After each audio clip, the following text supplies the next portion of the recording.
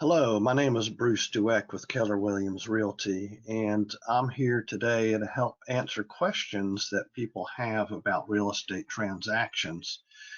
And with me today, I'm very pleased to have Justin Serrato, Vice President for Blue Ocean Title and a real estate attorney, very experienced in the field of real estate, who helps us deal with a lot of these questions and helps us close a lot of these transactions.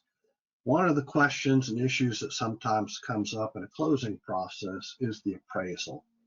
And I'd like to ask Justin to help us understand what happens with appraisals, and are there ways that we can better manage that to ensure our closing process goes smooth?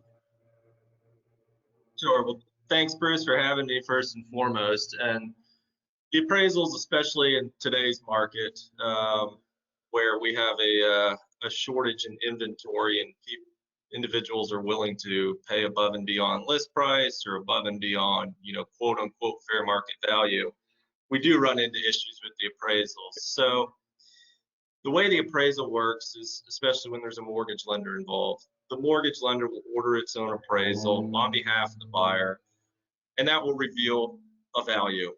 Now, that value can differ from the contract price, obviously. If in the event the appraisal is at a value higher than the purchase price, the seller is obligated to continue with the transaction and close at the purchase price.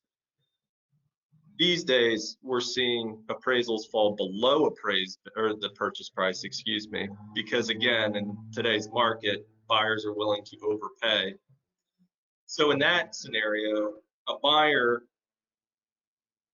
assuming there's an appraisal contingency in the purchase and sale agreement, the buyer has an option. The buyer can either proceed with the transaction and pay that difference between the purchase price and knowing that the value comes in less than, especially when it affects the loan value and the amount they're able to borrow to purchase the home.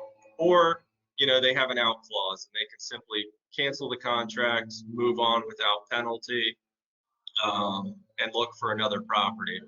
So, again, I think it's best when seller and buyer are on the same page, that there's good ironclad verbiage in the contract, and I'm happy to help Bruce and anyone else for that matter with some of that verbiage that will hopefully protect or ideally protect both buyer and seller, and just make that meeting of the minds, just memorialize that meeting of the minds to where everyone knows going into the transaction, no matter what the appraisal comes in at, we know sellers willing to accept X amount as a floor, buyers willing to pay X amount as a ceiling, regardless of the appraised value.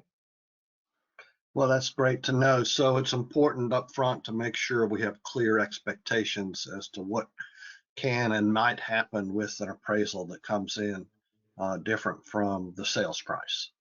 Very much so, because what you want to avoid, obviously, is a buyer stating that they'll pay, X amount above appraised value, and then you get an appraisal that comes in $50,000 lower than the sales price, and a buyer, obviously has that sticker shock and says, "Whoa, I don't have 50,000 in cash to bring to the table," or whatever the case may be. So, yep, absolutely. That's what you want to avoid.